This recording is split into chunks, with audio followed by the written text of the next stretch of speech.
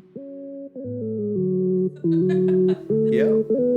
Hello my friends and very welcome to my YouTube channel. Today we're talking with Ryan from Australia about traveling to Egypt During a pandemic. during pandemic. Let's get started.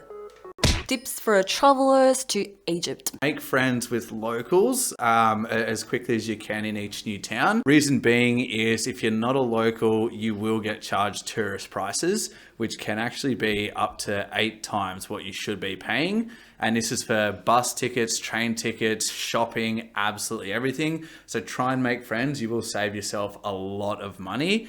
And be careful. I got stung by people that run a hostel who generally you should trust, but even they were a bit tough. So always do your research, make sure you're looking into things, otherwise you'll get ripped off for sure. Number 2, pack lightly. So if you're going on bus rides, particularly from Sharm el Sheikh or Dahab into Cairo, well known for terrorism. So they do actually have a lot of stops and security checks along the way. So you have to get off the bus, unpack your bag while security goes through everything.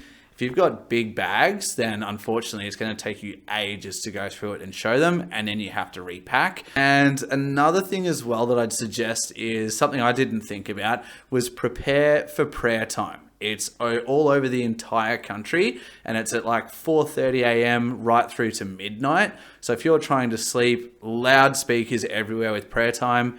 Get some earplugs or you simply just won't get enough sleep. Something else I can suggest is learn to say no and be stern. Marry me for 20 rupees. No.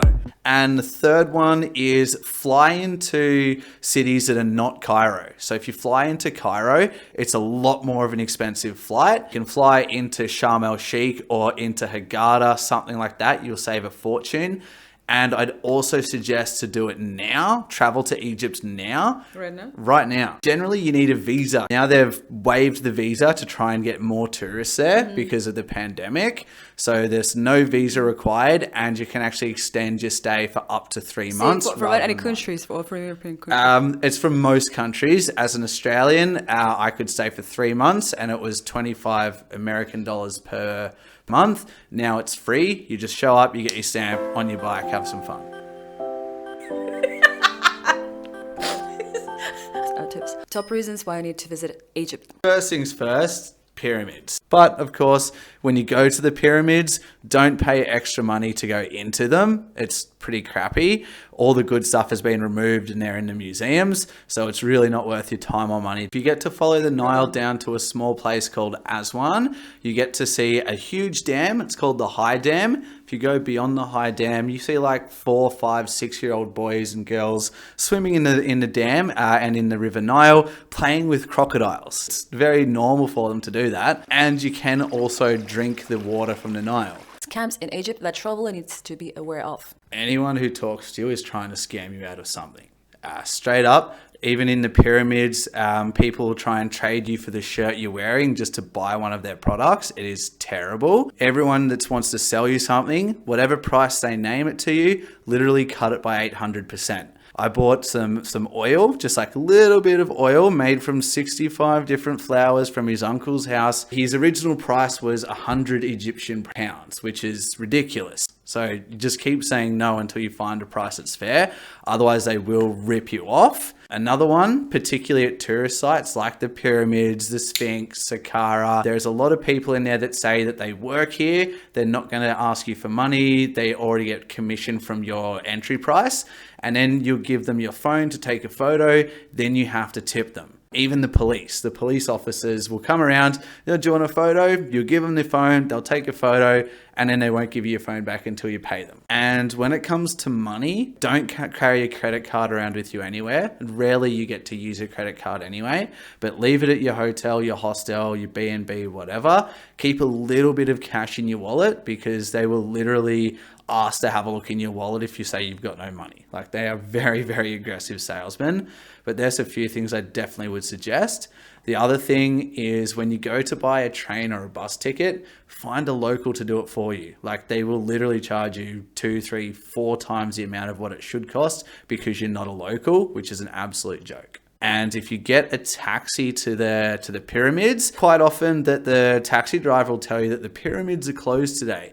But for an extra $20 American, I get can get you in. It's open every day, Monday to Sunday. Get an Uber, stay away from the taxis. Regarding COVID, is there any differences for travelers in between of Europe and Egypt? Yeah, there's quite a lot of differences. I found in Europe, first of all, the people still seem to be really scared of COVID, and they have lots of measures in place like mandatory masks, quarantine, isolation, PCR tests, and a whole bunch of stuff that make things difficult. Lockdowns, like Amsterdam's in a lockdown, Lithuania's in a lockdown, and so is many other countries. Francesco's in lockdown. Poor fella's been here for months. But in Egypt, it's almost like it doesn't exist. You don't have to wear masks anywhere.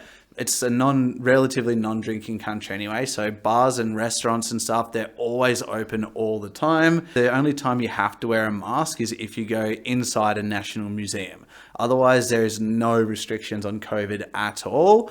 No limits on people. And I remember I got a falafel sandwich at one restaurant in Dahab, and I ordered it with tahini sauce, and I got it and I bit into it and there was no tahini sauce in my falafel. I was devastated, broke my heart. So I called old mate over, I was like, come have a look at this. And the first thing he did was, with his bare hands, no gloves, picks my food up and starts rummaging through the salad, all this everything, and he goes, no, here it is. Probably hasn't washed his hands or had a shower in a week. And he goes and gets some more and he's like scoops it out with his fingers and throws it on the top of your sandwich. There's absolutely no restrictions. And if you talk to the people, they tell you they just don't believe in it. Maybe it's the sunshine and it's the happy people there rather than a European winter. If you're ever looking for some normal life again, I'd suggest go to Egypt. It is so much normal life there and business as per normal. It's a good break from the whole COVID reality.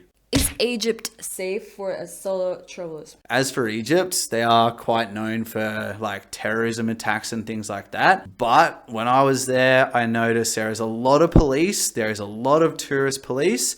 And when I caught a bus from Dahab to Cairo, which was like 8 or 10 hours or something, there was 15 security checkpoints along the way. All of them were like army personnel, bulletproof vests, big guns. They had bulletproof cars and trucks, as well as shields in case there was going to be an attack.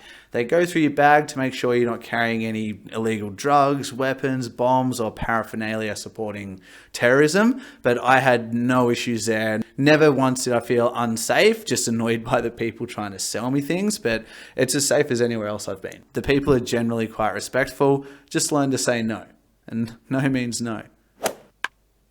Best ways to travel in Egypt. It's very easy to meet people in hostels, hotels. It is a friendly country as well. If you've got no one to go with you, don't worry about it. Just go. You'll have a great time solo. But best way to move from city to city, buses and trains. Super cheap, but like I said earlier, get someone else, a local, to buy it for you. Otherwise, you'll get stung with the tourist prices. Make sure you agree to the price before you get in, obviously. And if you want to go from your hotel to the pyramids, ask them roughly how much the price should be, and then agree to the price every time before you get in. But to do it even better, just get Uber. It's half the price of a taxi, and it's door-to-door service, and it's an agreed price before you even see your driver. I noticed in Egypt, you can get an Uber motorbike. It's a great experience. So get Uber. If you're on your own, try and get an Uber motorbike. It's great fun. And if you've got tons of money, Uber helicopter. That was Ryan from India. Thank you very much guys for watching my video. Please put like, dislike and comment below if you'd like to visit Egypt, Australia or any other country. Pressing the notification bell, and I'm gonna see you next week.